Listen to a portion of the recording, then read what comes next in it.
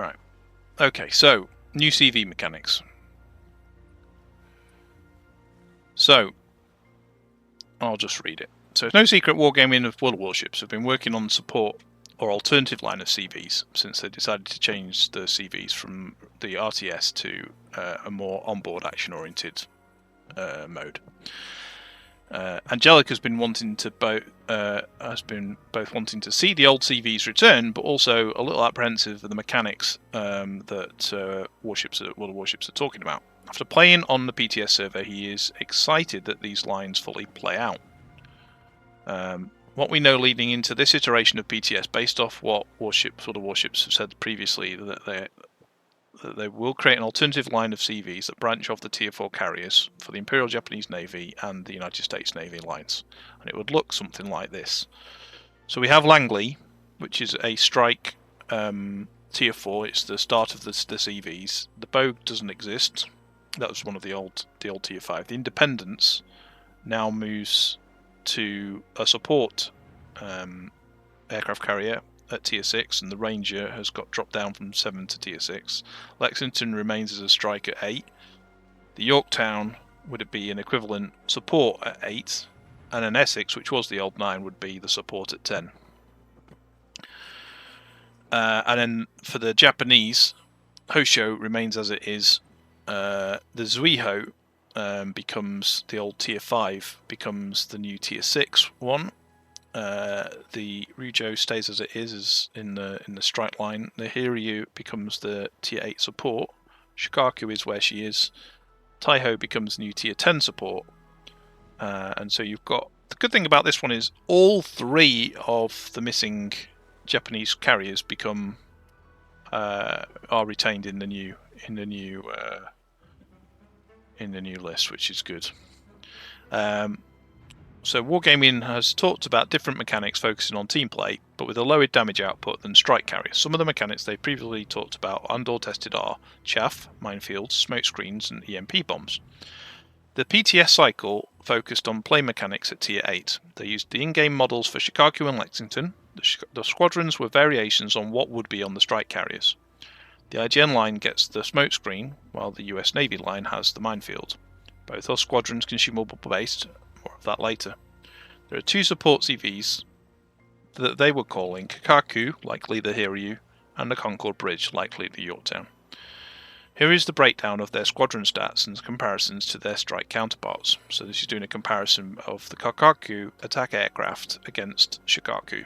So, same tier planes, same hit points, same cruising speed, same max speed. Engine boost time on Kakaku is significantly longer, 20 seconds. There's a good reason for that. Engine boost reload doesn't exist. That's part of the reason. Size of the attacking flight is more, but there are only 6 aircraft in a squadron. So it's like a one-off strike attack, a bit like the Soviet CVs. Aircraft restoration time is 110 seconds versus 63 seconds. Detectability range is the same. Number of aircraft on deck is not relevant, and we'll talk about that shortly. For this, because of the way this works, it's a tactical squadron basically, whereas there are 14 for the Shikaku. Rockets in payload, obviously fewer rockets in the payload, 4v6. They do the same damage, same chance of fire. Engine cooling's not available. Patrol fighters are available. Smoke screen, we have these 3 smoke screens available. So you just use them like you would use fighters or engine boost or whatever.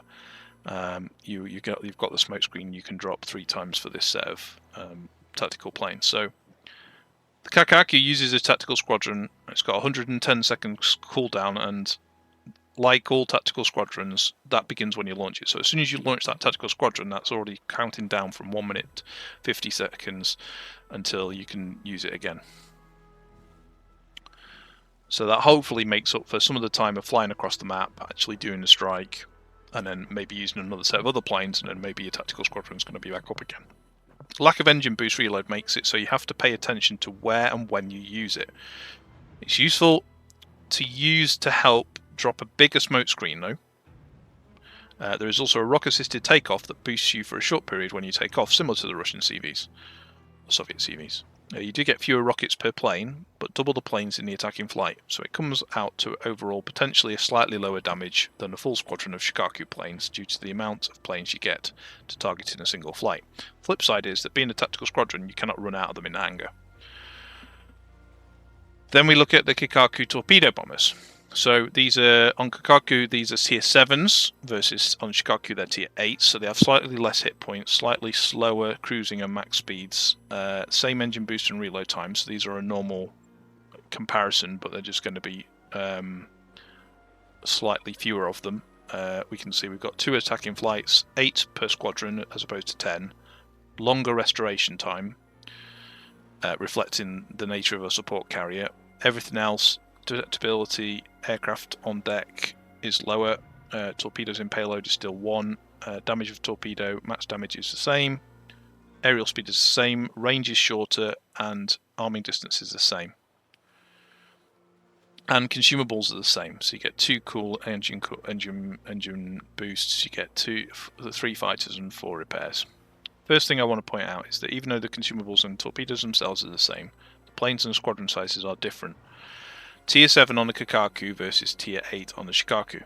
On the Kikaku side, less speed, less hit point, squadron size, longer restoration times, and less aircraft in the hangar. You get the best 4 attacks. More realistically, you get 2. Again, this is lower damage overall. Dive bombers. Again, these are Tier 8 on Kikaku and Shikaku.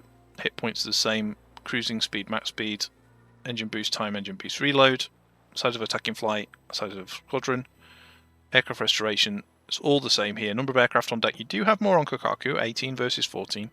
Bombs in payload, bomb damage, and engine cooling, and patrol fighters. So these are completely identical except for the aircraft on deck. You get 4 additional planes in your hangar for a little more resilience in the squadron than the Shikaku has. And then the Concorde Bridge then, so this is attack aircraft. So Concorde Bridge gets more hit points on its planes than Lexington. Otherwise, cruising speed and max speed are the same. Engine boost time and reload time is the same. Size of attacking squadrons, aircraft per squadron is the same. Restoration time's quicker. Detectability is the same. Aircraft on deck still 14, same. They have 2 turn tims on both. They do more damage on the Concorde Bridge. The armor penetration is the same, the fire chance is the same, and the engine cooling patrol fighters. Key difference here is Concorde Bridge has more hit points per plane, a slightly faster restoration time. It does 1k more damage per rocket than the Lexington does.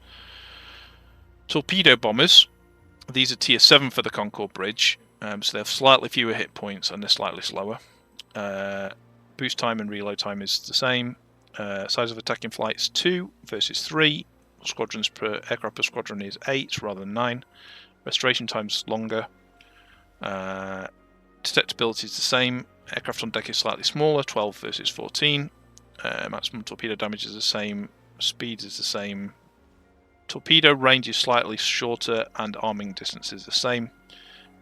Cool wind fighters and repairs are the same. So just like Kikaku, the Concorde Bridge is running tier 7 torpedo planes. Ordnance is identical, but your planes are slower. You have fewer hit points. Longer restoration, and you drop 1 less torpedo per drop. You do get a potential 4 strikes as opposed to 3 that the Lexington has, but in practice it really works out 2 strikes like the Lexington due to the AA. Comes out to 1/3 less damage per full squadron that you send up. And the Concorde Bridge dive bombers. So, both tier 8, both the same hit points, both the same cruising speed, both the same boosts and reloads, both the same attacking flight and squadrons, both the same restoration, detectability, 100% identical. The only difference here is the minefield consumable. So we've got these 3 minefields that we can drop. Everything else is the same. Smokescreen gets a 9-second active time.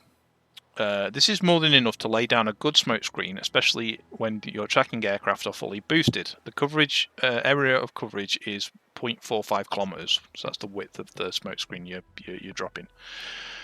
Dispersion is at 60 seconds.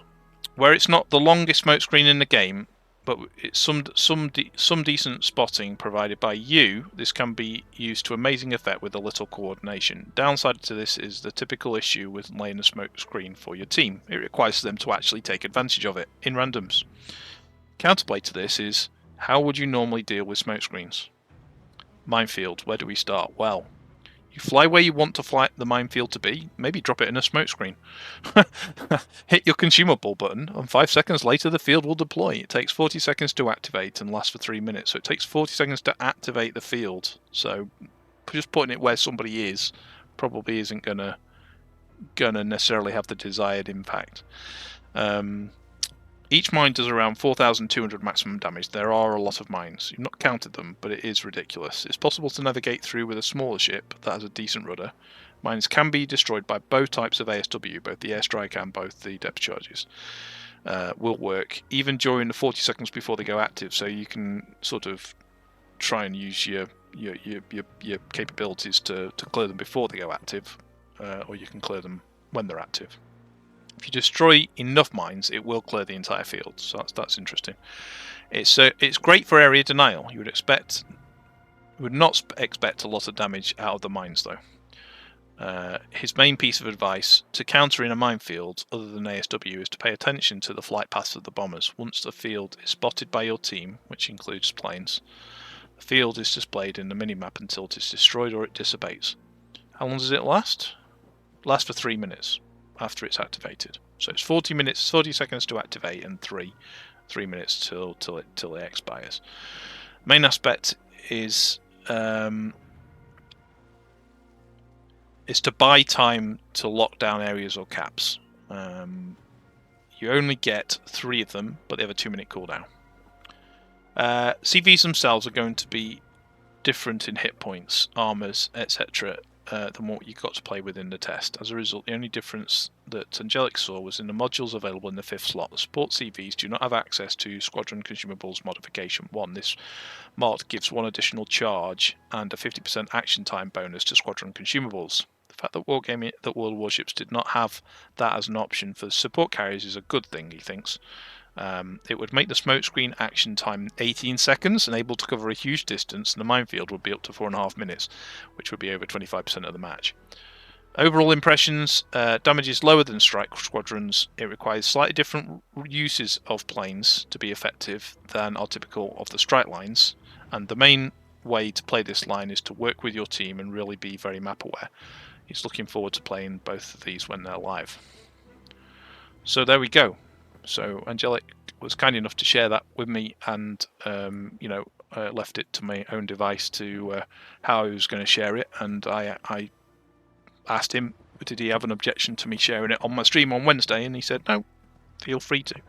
So hopefully that's of interest. And I do thank Angelic again for putting that together and sharing it with me. Radiant saying, I played a bunch of those matches on PTS. I saw the IGN CV once. The mine droppers were everywhere. The Americans. So the IGNs doing the smoke, and the Americans dropping mines were everywhere. So yeah, if you don't know AngelicCypher, then we will advertise him. There we go. There we go. There we go. So there's some shout outs for Angelic as well. So you can go and check him out over there. He does play other games as well as World of Warships. When he does play World of Warships, he does play CVs quite a bit. And he's really helpful to help you to play CVs or counter play CVs.